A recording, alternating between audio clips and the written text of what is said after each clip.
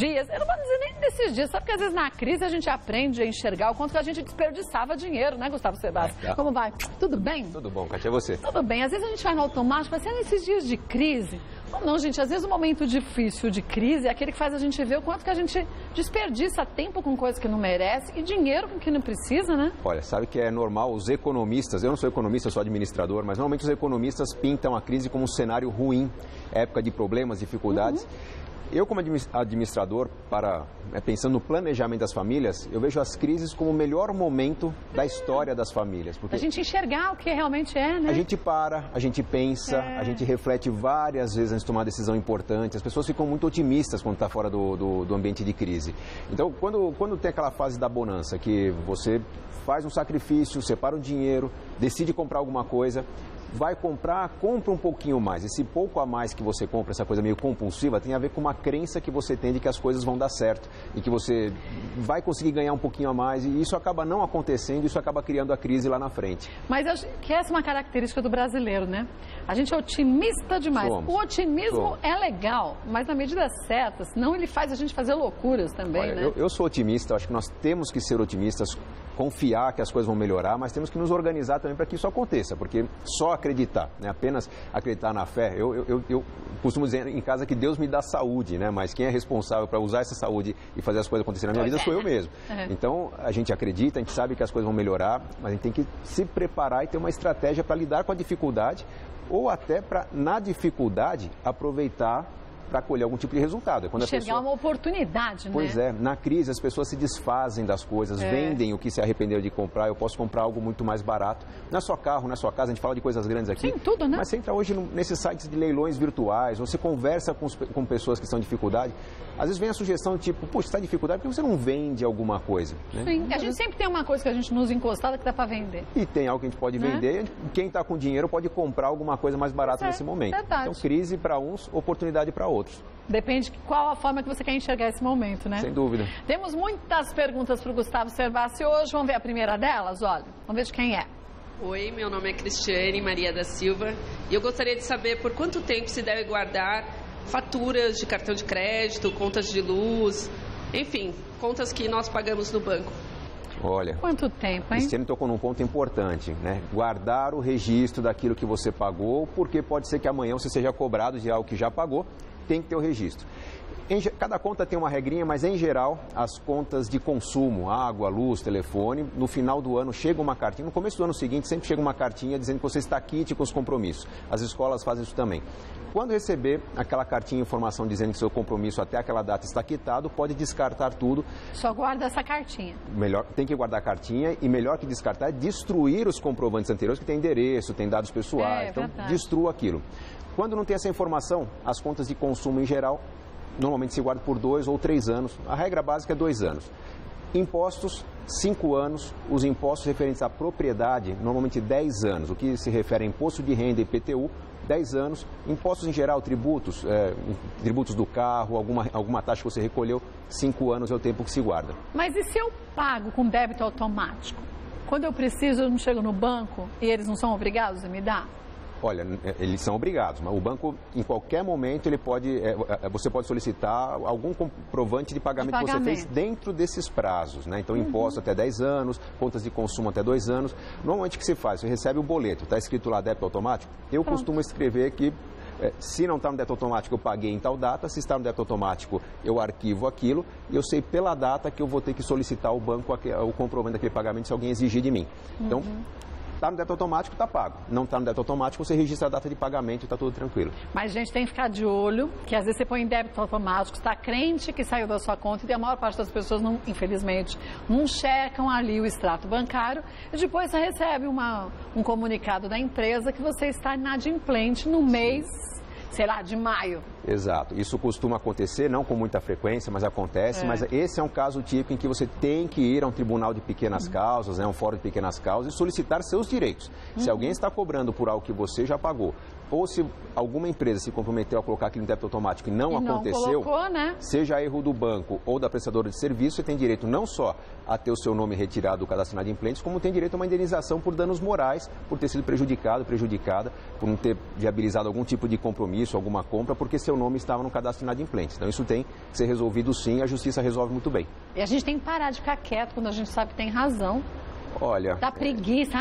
Eu vou lá, vai dar uma preguiça, não é? Muitas empresas ganham muito, não é pouco, ganham muito em cima, não diria nem preguiça, mas a acomodação das pessoas. Sabe quando você fala, mas imagina, vou procurar um advogado, vai ter custo, vai dar trabalho, vai ter que ir num fórum de conciliação.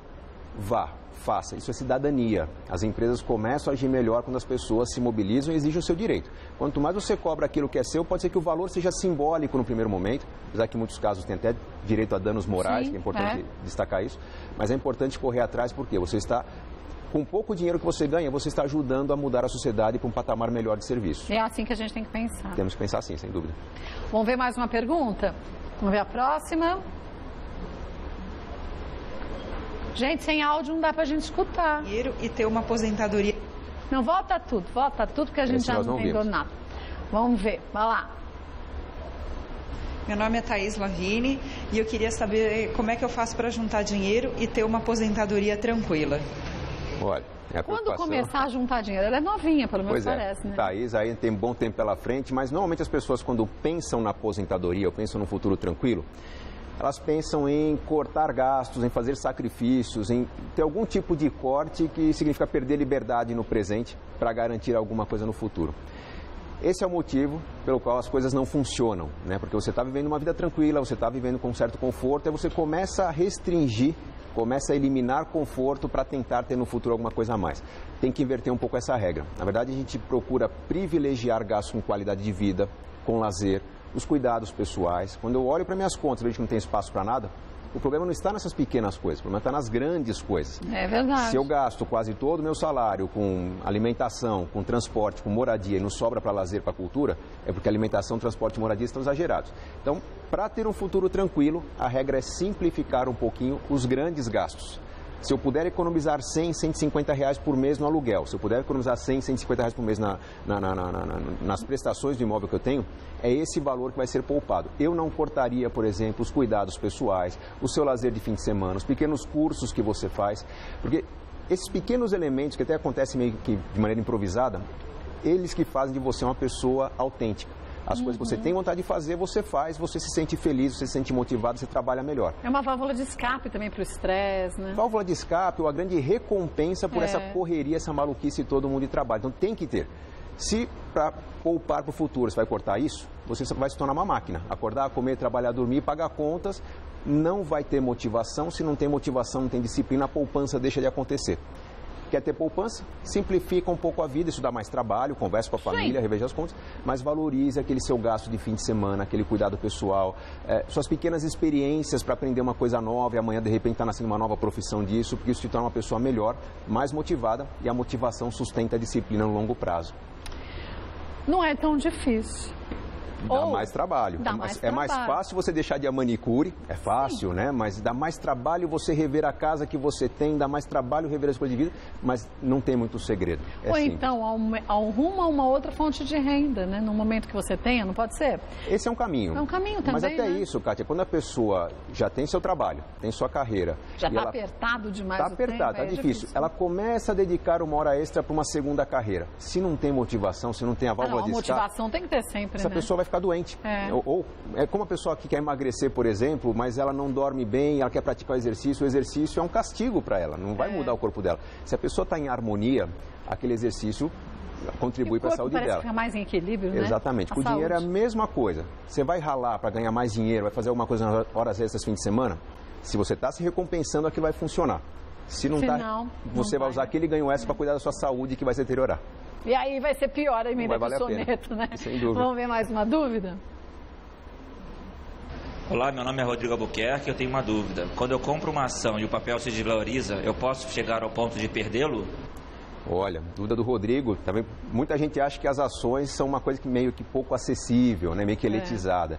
Qualquer brasileiro, qualquer pessoa pode investir em grandes empresas, comprar ações. O caminho mais simples para isso não é nem abrir conta em corretora de valores, é no próprio banco que você tem conta, solicitar o investimento em fundos de ações. Hoje, né, nessa segunda-feira, as bolsas de valores mundo afora no Brasil também estão se desvalorizando. É um bom momento para sentar com o gerente e conversar. Quero fazer uma pequena experiência, colocar R$100 por mês, ou começar com R$100 agora num fundo de ações, esse é um bom momento. Agora, quem compra ações tem um receio de que, puxa, será que essa empresa vai deixar de existir, vai quebrar, vou perder dinheiro? Existem algumas regrinhas, né? Não se investe em ações do tipo, vou comprar toda a minha reserva financeira em ações da Petrobras, ou de um grande banco, ou de uma grande empresa siderúrgica. Normalmente se diversifica, que é comprar 4 ou 5 empresas diferentes. Eu vou pegar um pedacinho de uma empresa, um pedacinho da outra, vou ter participações nessas empresas. Isso dá mais trabalho. É por isso exatamente que a gente recomenda investir em fundos de ações. Quando eu peço que o meu banco faça isso por mim, ele está distribuindo o meu dinheiro num fundo que compra várias empresas. Se uma empresa quebrar, um pedacinho daquele fundo se desvaloriza, mas as outras tendem a compensar tudo isso. E é improvável, quase que impossível perder muito dinheiro quando se coloca isso num fundo de ações. Se eu colocar todo o meu dinheiro em ações de uma empresa só, essa empresa quebrar, vira pó. Foi o que aconteceu uns anos atrás, quando o governo incentivou as pessoas a comprarem ações da Petrobras, dizendo que podia comprar ações com um valor pequenininho de dinheiro. Todo mundo se empolgou, falou, Petrobras, uma empresa forte. Petrobras, Vale. Todo mundo foi lá e comprou as ações e muita gente... Então, o que aconteceu? As pessoas que compraram até ganharam muito dinheiro por muito tempo. Né? Durante 5, 6 anos, tive aquele dinheiro crescendo, valorização, dinheiro dobrando, triplicando. Aí, quando vem a correção, as pessoas perdem dinheiro. Muitos até acham, mas eu empatei. Não, empatar em 10 anos não é empate. Você perdeu da inflação nesse período todo, perdeu metade do dinheiro que você colocou. Então tem que tomar muito cuidado, tem que diversificar, tem que ser aos pouquinhos. E o banco, por mais que se fale mal dos bancos por aí, eu acho até que falar mal do banco é errado, porque é uma prestação de serviço, nós temos que nos educar para usar bem esse serviço. O banco é o melhor caminho para se começar a investir em ações através dos fundos de ações, com a recomendação do meu gerente. Toda a avaliação do meu perfil de investidor, mostrando quanto que eu posso pôr meu dinheiro em risco e quanto que eu tenho que pôr em segurança na renda fixa. Então não arrisca não. Banco não é loteria, banco não é cassino. E as ações é a mesma coisa, né? Eu não posso apostar nas ações, tenho que usar o meu banco com boas informações para investir bem.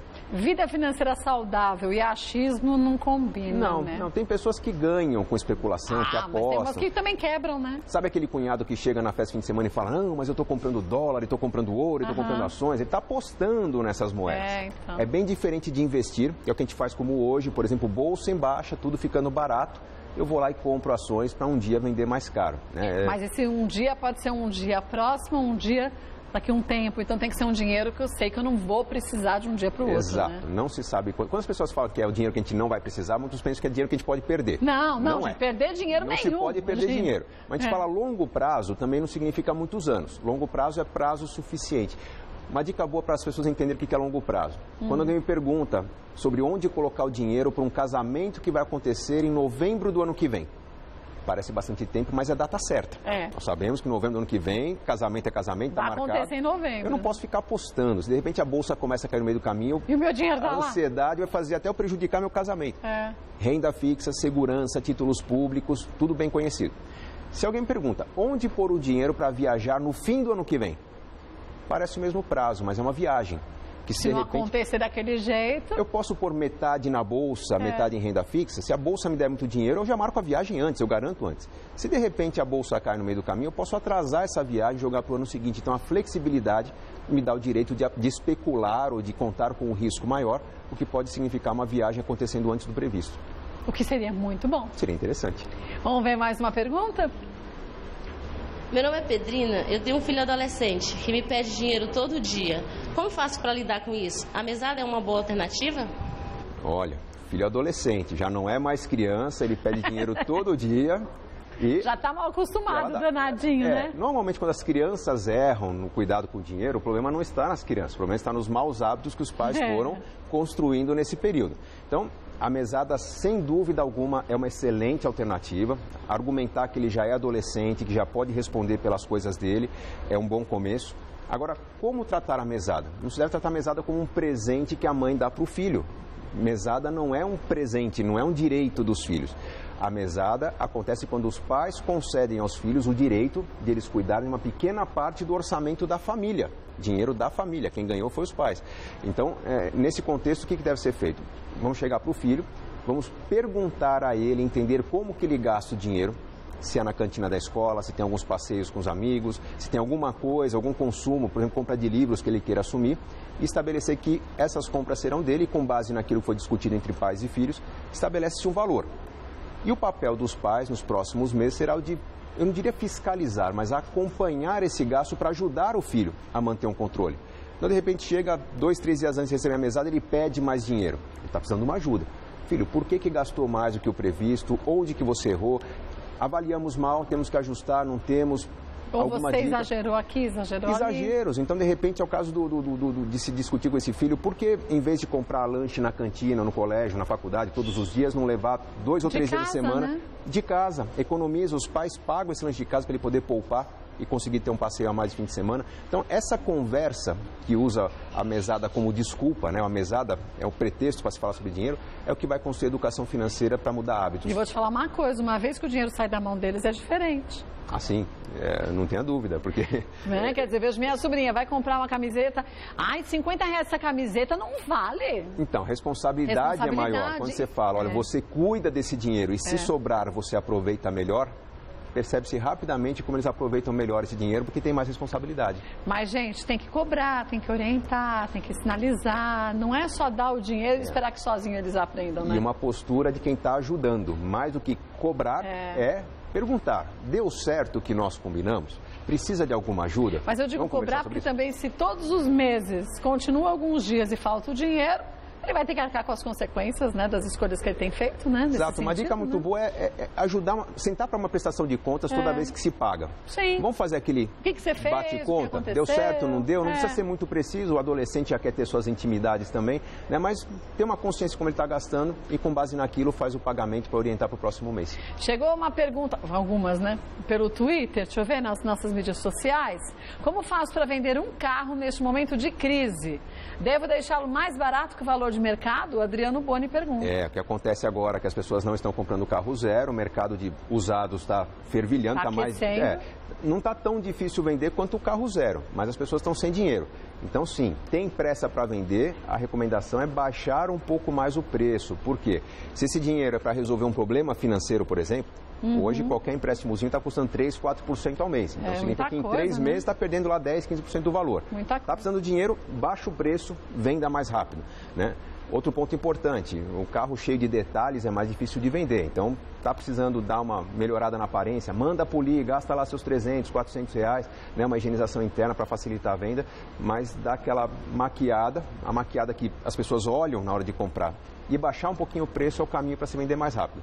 Se não há necessidade, eu seguraria com um pouco mais de paciência, porque o momento agora realmente é um momento mais difícil. Mais perto do fim do ano as pessoas começam a 13º na mão, começam a pensar mais em presentear, né? E de repente pode ser um pouco mais fácil com essa entrada de dinheiro que vem para o mercado. Tudo vai então, Adriano, da necessidade que você tem desse dinheiro. Exato. Né? Precisou vender, baixa preço, porque vai vender mais rápido. Um beijo para você, viu, Adriano Boni? Participa sempre do programa. Que bom. Vamos para mais perguntas na rua? Vamos ver mais uma?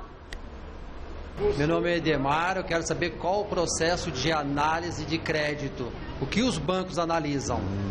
Ixi, Maria, analisa tudo, né? Analisa tudo, Edemar. Bom, na verdade... Quase a alma da gente, né? É curioso que aqui no Brasil, analisar crédito é quase que uma caixinha preta, né? As pessoas vão pedir dinheiro no banco e ficam rezando para ver se sai. Nos Estados Unidos, esse processo é mais transparente. As pessoas lá sabem que seu histórico escolar, seu histórico de saúde, histórico de bons e maus pagamentos contam pontos. E todo ano as pessoas recebem uma cartinha com uma nota de crédito, né? Uma pontuação de crédito, dizendo se elas são ou não qualificáveis para um bom empréstimo. No Brasil, isso acontece indiretamente. Toda a informação que já aconteceu entre você e o banco, todo o histórico, né? Se você tomou dinheiro emprestado, pagou em dia, não pagou, se você paga as suas contas em dia, se sua renda vem crescendo, quantos familiares você tem, se você é chefe de família ou não, tudo isso conta. Então, na prática, muita gente acha que basta pedir dinheiro ao banco e ver se o dinheiro sai ou não. Os juros, né? Exato. Muitas pessoas evitam processos mais burocráticos. O empréstimo consignado, então tem que ter a carta do patrão, tem que ter lá cópias do seu comprovante, lá do olerite, né, do contra-cheque. As pessoas evitam pela burocracia. Gente, quanto mais burocracia tiver, mais confirmação de informações você está dando para o banco. Quem tem um bom histórico vai ter no final desse processo taxas melhores, linhas de crédito maiores. Quem não tem um bom histórico, quem tradicionalmente já é inadimplente, deixa de pagar, né, não conseguiu se organizar. Pagador, o mal pagador, é melhor pegar os empréstimos mais simples mesmo, aqueles que não têm avaliação, vai acabar pagando taxa de juros mais elevada. Agora, mesmo quem já tem boas informações prestadas para o banco, costuma pedir empréstimo com frequência, paga pontualmente, vai lá nos cadastros, né, na Serasa, no SPC, cadastre seu nome no cadastro positivo, né, para registrar esse histórico de cadastro positivo e pagamento positivo. Por quê? Quem paga em dia, hoje está sendo recompensado por taxas bem melhores do que aqueles que não prestam informações ou aqueles que pagam mal. Então, no crédito se avalia tudo isso e é bom sim prestar informações ao banco, é bom levar a declaração de imposto de renda, prestar todas aquelas informações que eles pedem para conseguir taxas melhores. É uma negociação. As taxas são bem melhores. A diferença é gigante. Você pode partir de um crédito que custa 1,5% ao mês, chegar até o cheque especial com 14%, 15% ao mês. É uma diferença gigante, nossa, mais de 10 vezes no custo aí. Mais de 10 vezes. Se mais de uma vez já faz diferença, que imagina que mais de 10 vezes a diferença. Exatamente. Faz, é um dinheiro desperdiçado quando você não se propõe a ter o seu perfil avaliado pelo banco quando tem algo de bom para colher disso. A gente não pega as notas que a gente tem, a gente não faz uma fogueirinha. Então, pagar juros muito altos sem necessidade é fazer a fogueira, né? Sem dúvida, jogar dinheiro no lixo. Jogar dinheiro fora. Vamos ver mais uma pergunta? Meu nome é Gabriela e eu queria saber quanto eu preciso poupar do meu salário para ter uma boa quantia no final do ano. Olha, Gabriela, quanto poupar do salário? Depende. E uma boa quantia é relativo, né? E uma boa quantia, o que depende que é boa quantia para ela, porque em geral se diz que 10% do que se ganha, né, 1 de cada 10 reais, seria o ideal para poupar para o futuro. O que eu costumo dizer é que quanto maior a dificuldade que a pessoa está vivendo, não está feliz com o trabalho, não está feliz com a vida, quer mudar, quanto mais mudança ela quer na vida, mais ela deve poupar. E aí eu acho que não tem limite. Se eu quero mudar muito de vida, eu vou fazer grande sacrifício, poupar 1/3, metade da minha renda para ter um bom colchão financeiro e com esse colchão poder dizer tchau para o meu trabalho e correr atrás de algo novo, né? Lógico, com certo planejamento, alguns cuidados. Sim. Quem está feliz com a sua vida ou confortável com o seu futuro, o servidor público, por exemplo, sabe que parte da sua renda está garantida, deveria poupar 4, 5% do que ganha para ter uma aposentadoria mais confortável. Agora, se além de uma aposentadoria mais confortável, quer viajar, quer realizar outros sonhos, fazer uma festa, tem que pôr as contas na ponta do lápis, ver quanto custa. Eu costumo dizer, para de chamar de sonho e chama de objetivo aquilo que você quer. É porque o sonho parece tão distante, uma coisa distante, um dia eu quero. Né? Um dia eu quero. E fica, a vida não é feita de hipóteses, né? Quanto mais sonho a gente realiza, mais feliz a gente é. Então, quanto custa o seu sonho, quanto tempo você quer realizar, quanto teria que poupar? Se o valor a poupar é muito grande, faça sacrifício, estamos falando de um grande sonho. Né? Esse sacrifício vai ser bem recompensado. O que não funciona, Kátia, é quando a pessoa quer fazer sacrifício, mas não sabe onde vai chegar. Sabe aquele sacrifício para sair do vermelho? Vamos cortar gastos e, puxa, você corta os gastos... Mas isso desanima a família, né? Desanima. Todo mundo feliz, mas estava endividado mais feliz. Agora põe as contas em ordem, mas está todo mundo infeliz. Que adianta? Não tem prêmio, não funciona. No mínimo, tem que ter, se de repente fez um sacrifício de 6 meses para pôr as contas no azul, que faça por 8 para juntar mais dinheiro para um passeio, para uma celebração, alguma coisa que comemore o fim do processo e depois volte a consumir normalmente. Um beijo para você, viu? Próxima, vamos ver qual é a próxima pergunta, da Catarina. Quem paga aluguel pode abater imposto? Não, infelizmente deveria, né? Mas, Catarina, infelizmente o aluguel não gera crédito tributário. Pagamento de escola, pagamento de médicos, né? Alguns pagamentos, algumas doações que são feitas... Mas tem um teto também, né? Tem um teto, tem um limite todo ano. A Receita Federal lá tem um valor por dependente, um valor por pagamento de educação, mesmo o pagamento de médicos, né? Eu não vou ter benefício se declarar tudo, até o limite de isenção que eu tenho, eu posso aproveitar. Mas o aluguel, não. Seria muito interessante se, de repente, para o nosso imposto de renda, mesmo que as alíquotas fossem mais altas, esse imposto fosse calculado em cima do que sobra do que nós ganhamos. Né? Vamos tirar o gasto básico, já que o governo deveria prover um básico de saúde, um básico de educação, isso ele já devolve para quem paga no privado. Mas a moradia também é um direito constitucional. Então, se eu tenho um gasto com a minha moradia, né, esse gasto elevado, puxa, eu tenho que, de repente, desconsiderar isso da minha renda para pagar menos imposto. Hoje não é verdade, o aluguel não traz nenhum benefício. Mas nem com binóculo dá para a gente vislumbrar essa possibilidade. Não, o governo tem aquela sede de arrecadação, apesar de que hoje, isso é uma notícia interessante, que o governo começa a cogitar nesse processo de redução de gastos aí, a diminuição significativa do número de ministérios, né? Tirar 10 dos 39 ministérios, isso significa uma revolução no processo que nos últimos anos foi só de aumento de custo, aumento de estrutura. Mas isso também não quer dizer que as coisas vão baixar os impostos nem nada, esse dinheiro vai ser diluído em outras coisas, né? Olha, não necessariamente precisamos baixar impostos, mas se os impostos que nós pagamos, Kátia, fossem bem aplicados, as pessoas gastassem menos com saúde, menos com segurança, menos com educação. Que o nosso país está em número de impostos arrecadados entre os primeiros. Está lá entre os 10 primeiros do mundo. 10 primeiros. Tá. Só que os outros 9 têm uma condição de vida bem diferente da gente aqui, né? As pessoas não reclamam, Cátia. Muita gente rica está indo morar nos Estados Unidos, mas descobre que lá se paga mais imposto que aqui. Mas lá você tem um retorno do que você paga. Tem um retorno. É que a gente olha o imposto sobre consumo, mas quem tem maior patrimônio acaba pagando mais imposto. Só que não reclama porque tem um benefício em troca. Você vai ter seu filho estudando numa boa escola de graça, vai ter o plano de saúde público, né, em parte pago pelo governo. Então, tudo isso significa um imposto bem usado. O problema não é pagar, é de que forma que as coisas são usadas depois que a gente paga, né? Sem dúvida. Volta e a gente continua. Bom, se isso já está te dando... Sofreram com essa condição de ter poupança congelada. A questão é, não há motivo econômico, como a inflação nos níveis astronômicos que nós tínhamos naquela época, para o governo ter alguma iniciativa desse tipo. Tá? Nós temos que avaliar o que faria o governo, de alguma maneira, prender a poupança. Existe, por exemplo, por ideologia, uma preocupação com a redistribuição de renda ou diminuição dos privilégios de quem tem mais. Então, se alguém tem medo desse tipo de política hoje, são aqueles com grande patrimônio no Brasil, que podem ter, não diria um congelamento, mas um tipo de tributo sobre suas poupanças, um tributo sobre investimento. Começar a pagar mais impostos, né? Exatamente, mas definitivamente congelamento de poupança não está previsto. O governo tem usado alguns artifícios do tipo usar o fundo de amparo do trabalhador para liberar mais crédito para casa própria. Não significa que o trabalhador está perdendo dinheiro, mas sim que o governo está dando mais rentabilidade ao FAT, né, ao usar esse recurso com alguma remuneração. Então, cria-se uma polêmica, cria-se um debate em cima de o que o governo está fazendo com os recursos parados, que não estão tão parados assim, mas na prática, não. A resposta é que não há previsão, não há expectativa, algum tipo de argumento que justifique o governo hoje congelar a poupança. Nem o mais pessimista dos analistas está prevendo isso. Tenha você muito ou pouco dinheiro, isso não vai acontecer. Não, principalmente quem tem pouco não deveria se preocupar hoje. Não, e pouco não é tão pouco assim, tá? Porque hoje até R$250 mil de dinheiro aplicado significa segurança. Se o banco quebrar, esse dinheiro está coberto pelo Fundo Garantidor de Crédito, que não é do banco, é formado pelos bancos. Para um banco quebrar, a gente já tem indícios de que ele está indo mal das pernas faz tempo, né? Isso quando a gente fala dos grandes bancos, os pequenos a gente não fica sabendo, né? Muitas pessoas grandes, hoje, né? Principalmente quem tem um pouco mais de dinheiro hoje, vai pesquisar e ver que os CDBs dos bancos pequenos, pouco conhecidos, pagam muito mais. Isso significa risco? Não, se é até R$250 mil, não é risco. Né? Você não precisa conhecer o banco, ele vai honrar aquilo. Né? Agora, se o banco tiver algum problema, isso pode acontecer, acima de 250 mil, a única garantia é aquele patamar protegido pelo Fundo Garantidor de Crédito, 250 mil mesmo. Vamos ver mais uma pergunta?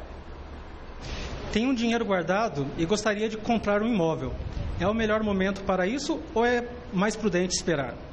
Bom, é que tá, o momento está ótimo para comprar imóveis, desde que a pessoa tenha mesmo, desde que ele tenha dinheiro para isso. Dinheiro guardado, né? Qual dinheiro guardado? É o dinheiro para comprar o imóvel à vista?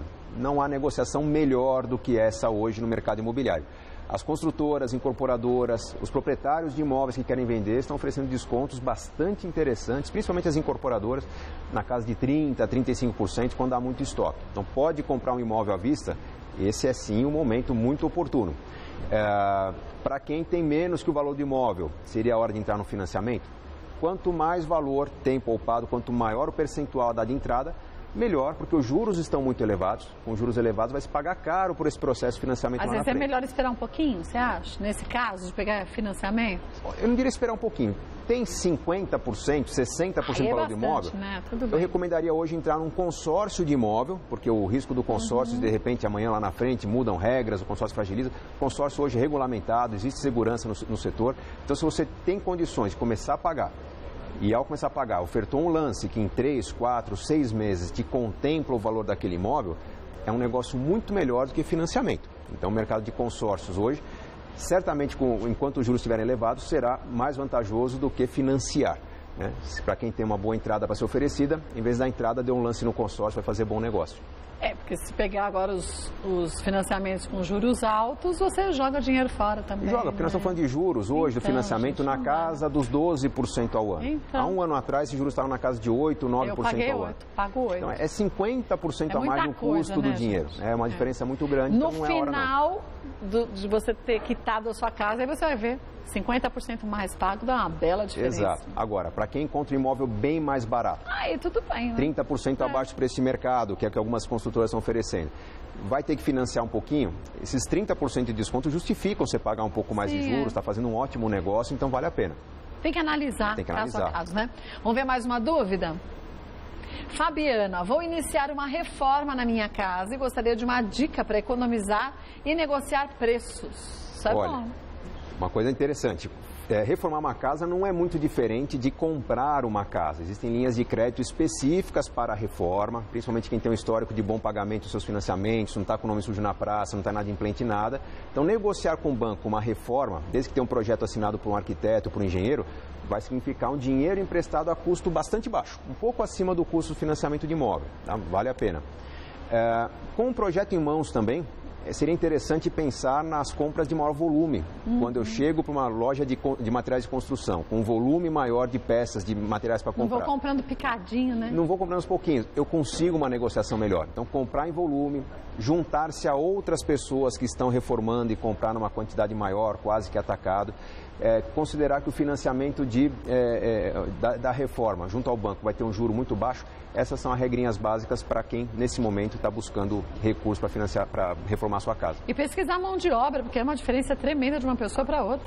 Pesquisar é uma regra básica no Brasil. Mão de obra, material de construção, tudo, né? As diferenças de preço chegam a mais de 40%. Então, pesquise material, pesquise mão de obra. Busque referências da mão de obra também, porque não é só pagar o mais barato, estou economizando a mão de obra, vou ter um serviço ruim. Então, a pesquisa vale a pena, as referências também. Um beijo para você, viu, Fabiana? Vamos ver mais uma pergunta? Thaís Pele, o Tesouro Direto é a melhor forma de investimento? Vou casar no ano que vem, você me indicaria esse investimento? Olha, Thaís, que pergunta interessante. Hoje todo mundo que fugiu da poupança e está investindo em algo mais rentável, renda fixa, grande parte das pessoas, na verdade eu falei todo mundo, mas alguns investem em produtos mais complexos, mas a maioria das pessoas já investe em títulos públicos. Se você está em fundo de renda fixa, fundo DI ou fundo pré-fixado, se você está investindo em plano de previdência, normalmente você já está investindo em títulos públicos, só que indiretamente pagando taxas para o seu fundo. O que é o Tesouro Direto? É o canal para você comprar títulos do governo diretamente, sem a interferência do gestor do fundo. Sem intermediários. Então sai mais barato, vale a pena. Dá um pouquinho mais de trabalho, isso assusta as pessoas, mas eu recomendo que entre no site oficial do governo, tá? Não vende nada, é tesourodireto.gov.br e lá tem cartilhas, tem as apresentaçõezinhas explicando como é que funciona. O trabalho de investir no Tesouro Direto é bem maior que investir na poupança, mas comprou a primeira vez, as outras fica muito fácil. Corre algum risco? Risco zero hoje. O Tesouro Direto, ou os títulos públicos, são considerados hoje os investimentos mais seguros do mercado. Por mais que se questione o governo sobre sua condução política, sobre a condução administrativa, sobre os rumos da economia no futuro, o governo brasileiro continua adimplente, ou seja, pagando em dia seus compromissos, investir no Tesouro Direto. O ideal para a Thaís que vai casar é comprar títulos que vençam uns 2, 3 meses do casamento, né? Se ela vai casar lá em dezembro do ano que vem, que ela compre títulos vencendo em outubro. Pouco antes, se sentir que de repente tem algum medo, alguma insegurança, pode pedir o resgate. No dia que você pedir o resgate, ele está na sua conta. Então é liquidez diária, dinheiro está na mão a qualquer momento, né? Não tem risco nenhum, bastante prático, bastante seguro. E você consegue uma forma de correção legal com o Tesouro Direto? Hoje, se você investir no Tesouro Direto, você vai estar ganhando os juros da economia, a taxa Selic está acima de 14%, a poupança está dando 6%, então é mais do que o dobro da poupança. Menos uma taxinha que cada corretora vai cobrar. Em geral, a taxa está em torno de 0,5% ao ano. Então, vale a pena, né? Vale a pena. Está se ganhando o dobro do que a poupança daria.